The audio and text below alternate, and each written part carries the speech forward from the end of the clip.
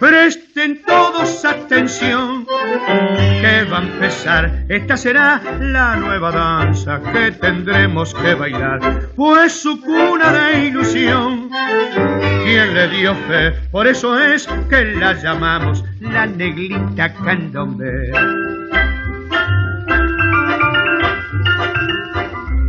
Así, así, así, así, así, así, así, así, a bailar, a cantar, a seguir sin parar.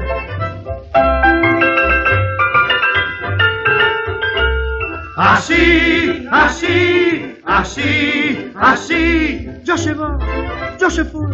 La negrita candombe, el autor de su compás, es un bongo que al arribar a la Argentina de una criolla se prendó.